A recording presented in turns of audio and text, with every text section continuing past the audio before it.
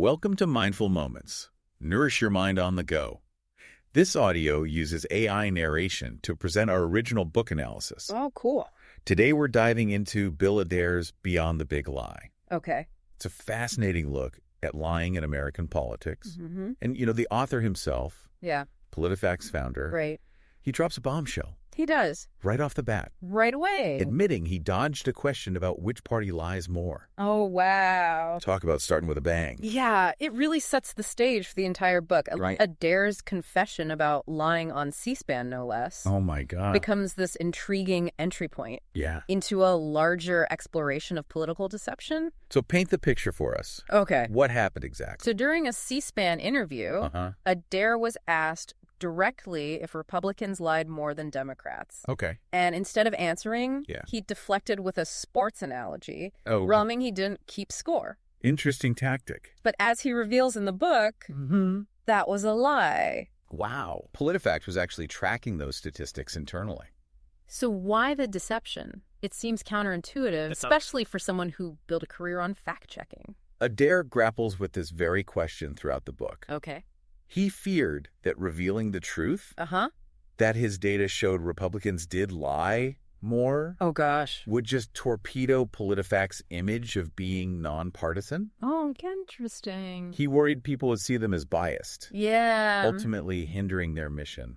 That's a really tough position to be in. It is. It speaks to the larger challenge Absolutely. of navigating truth and perception in the political arena. Absolutely. And this personal struggle leads Adair to examine the bigger picture. Okay. How lying has become this almost accepted, Yeah. yet incredibly damaging feature of American politics. It's scary It is. how prevalent it is. And he doesn't just call out individual lies. Right. He digs into the systems and motivations that allow them to flourish. So how does he break down this complex issue? Well, he creates a fascinating taxonomy of lies, ranging from seemingly harmless white lies to those with serious consequences, what he calls felony lies. Oh, wow. Think of it like a spectrum of deception I like that. with varying levels of severity and impact. Okay, that's a really helpful framework. Yeah. Can you give us some examples? Sure, he looks at broken promises, exaggerations, distortions, and outright fabrications. Wow. So a whole range. Yeah, he dissects real-world examples from politicians across the political spectrum. Okay. Nixon, Gingrich, Clinton, and Trump. So it's not just about identifying lies. No. It's about understanding the strategies and motivations behind them. Exactly. Adair explores how some politicians lie to gain power, Right. while others might be more focused on pushing a specific agenda, even if it means bending the truth. Oh, wow. It's like he's peeling back the layers of political maneuvering to expose the inner workings of deception. That's a pretty sobering thought. It is. It makes you wonder how much of what we hear from politicians is actually true. And that's scary. And this is where Adair's book becomes particularly relevant to us as citizens trying to navigate an increasingly complex information landscape. Yes. He argues that we need to be more aware of the tactics politicians use to deceive so we can be more critical consumers of information. So it's not just about fact-checking specific claims. Yeah. It's about understanding the broader context of how and why lies are used in politics. Precisely. And this leads us to one of the most compelling and frankly disturbing parts of the book. Okay. How technology has amplified the spread and impact of misinformation. That's a big one. Yeah. Adair traces the evolution of lying in politics, highlighting how social media platforms like Facebook have become these chaos machines. I've heard that term before. Yeah. Can you explain what he means by chaos machine? Well, think about it. Yeah. A lie can go viral in seconds, Oh, absolutely. reaching millions of people before anyone can even fact-check it. That's the problem. These platforms, with their algorithms designed to keep users engaged, often prioritize sensational content over truthfulness. It's like a breeding ground for misinformation. Exactly. And Adair argues that these algorithms can actually create echo chambers, Yeah. reinforcing people's existing biases and making them more susceptible to believing and sharing false information. That's a big problem. It is. So it's not just that lies spread faster online. No. It's that they can become entrenched in these online communities, Right. making them even harder to debunk. Precisely. And that's why Adair stresses the need for a multi-pronged approach to combat political deception. Okay. It's not enough to just fact check. We need to address the systems that allow misinformation to thrive.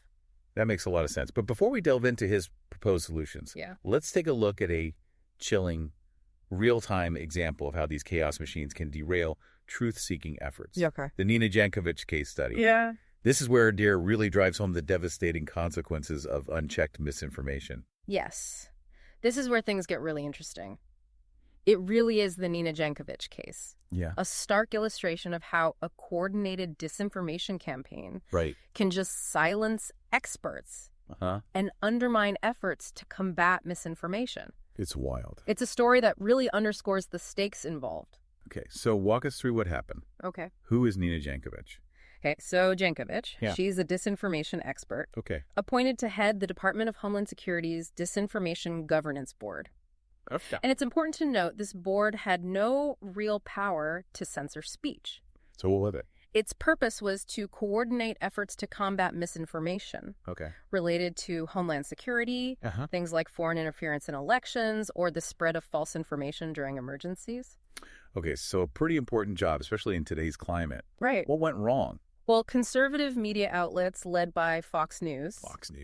They seized on the opportunity to paint Jankovic and the board as a threat to free speech. They labeled the board an Orwellian ministry of truth. Oh, my gosh. Claiming it would be used to silence conservative voices. Classic. Right. It sounds like a classic case of misrepresenting the facts. Exactly. To stoke fear and outrage. And despite the fact that these claims were demonstrably false, they were repeated and amplified across conservative media channels and social media platforms. That's the problem. Yeah, this relentless campaign of distortions and fabrications ultimately forced Jankovic to resign. It's really disturbing. It is. It's a disturbing example of how a coordinated disinformation campaign can derail important work and silence experts. And unfortunately, it's not an isolated incident. Really? Adair highlights how this phenomenon is playing out across the political spectrum, both at the national and local levels. Wow. He shares the story of Paul Boyer, a Republican state senator in Arizona, who refused to go along with his party's efforts to overturn the 2020 election results. He went against his own party. He did. Wow. Boyer, a former teacher, felt a deep sense of duty to uphold the truth. Right. Even when it meant facing backlash from his own party. So he became a target. He did. For simply doing what he believed was right. Yes. He was subjected to intense pressure threats and harassment. Whoa! All for standing up for the truth. It's a scary world. It is a powerful reminder of the personal risks associated with challenging misinformation. Yeah. Especially in a hyper-partisan environment. So Adair's painting a pretty bleak picture. He is. Of the state of truth in our political discourse. Yeah. Does he offer any solutions? Yeah. Are we doomed? Well, he doesn't offer any easy answers. Why? But he does propose a range of ideas aimed at combating political deception. Some are more practical than others. Give us some examples. Sure. He suggests things like pledges for honesty from candidates. Adjusting ad rates based on a politician's truthfulness record. And even giving bonus debate time to candidates with good fact-checking records. I like that one. Right. Make them earn those extra minutes by sticking to the facts. Exactly. He also explores more systemic changes. Like what? Like incorporating fact-checking directly into the debate format. Oh, really? Imagine having a designated fact-checker on hand to call out misleading claims in real time. That'd be amazing. Right. That would certainly add a new level of accountability. It would. But it seems like some of these solutions rely on the goodwill of politicians. Yeah. Which, let's be honest, is a risky bet. You're right, and that's why Adair emphasizes that ultimately we need a shift in the culture of politics. Yeah. We need to move away from this win-at-all-costs mentality. That's a big one. Where lies are seen as acceptable tools. Right. It's about restoring a sense of shared reality. Okay. Where truth is valued and honesty is expected. Easier said than done, right? Especially in today's hyper-partisan climate. Absolutely. But Adair argues that it's essential for the health of our democracy. Right. He believes we need to rebuild trust in our institutions and in each other. That's tough. It is. And he offers practical steps we can take to move in this direction. Like what can we do as individuals to counter this tide of misinformation? For starters, he urges news organizations to devote more resources to fact-checking. That makes sense. Especially at the local level where trust is often higher. Right. He also calls on social media companies to take more responsibility for the content circulating on their platforms, implementing measures to curb the spread of misinformation. It all comes back to social media. It does. So it's about holding these powerful platforms accountable for the role they play in shaping our information landscape. But perhaps most importantly, he challenges us as citizens to be more discerning consumers of information. Don't just accept everything you see online at face value. Be critical. Be critical, do your own research, and demand better from our leaders and from the media. So we're all responsible. We need to be active participants in the fight against misinformation. Not passive consumers. It sounds like Adair is calling for a fundamental shift. It is. In how we approach truth and information in the political arena. Yeah. It's a tall order. It is. But it seems like he believes it's possible. He does. And he ends the book with a powerful call to action, urging us to reclaim the value of truth in our political system. He reminds us that we all have a role to play in creating a more truthful and trustworthy public sphere.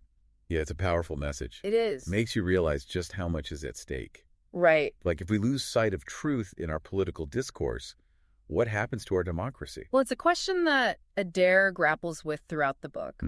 He argues that truth is the foundation of a functioning democracy. Right. Like, if we can't agree on basic facts, right, how can we have meaningful debates, make informed decisions, or hold our leaders accountable? Yeah, it's like we're building our whole political system on quicksand. Exactly. And that's why Adair's book is so important. Right. It's not just a critique of lying in politics. It's a call to action. Yeah. It's a reminder that we all have a responsibility to protect and promote truth in our public discourse. Okay, so where do we go from here? Right. What are some concrete steps we can take to make a difference?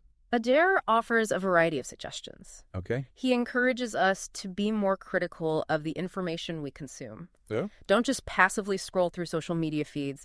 Or accept headlines at face value. Right. Take the time to verify information, check sources, and consider different perspectives. So it's about being an active participant. Yes. In the information ecosystem. Yeah. Not just a passive consumer. Precisely. And it's about demanding more from our leaders and from the media. Okay. Hold them accountable for spreading misinformation. Right. Support organizations that are dedicated to fact-checking and promoting media literacy. We can also make a conscious effort to have more respectful and productive conversations about politics. Absolutely. Even with people we disagree with. That's a great point. It's about listening to understand, not just to respond. Right. It's about being willing to change our minds when presented with new evidence. It's about keeping an open mind. Yes. It's about recognizing that we all have a shared stake in creating a more truthful and trustworthy public sphere. And that's the key takeaway here. It is. Adair's book is a powerful reminder. It is. That the fight against misinformation is not just about fact-checking. Right. It's about reclaiming the value of truth in our democracy. And it's a fight we can't afford to lose. Well said. So if you're interested in learning more about this critical issue and exploring Adair's insights in greater depth, we highly encourage you to check out Beyond the Big Lie. It's a great book. You can find a link to purchase it in the show notes. Perfect. And to make sure you don't miss out on any of our future book analyses, be sure to subscribe to Mindful Moments. Absolutely. For more mind-nourishing content, let's keep learning and growing together.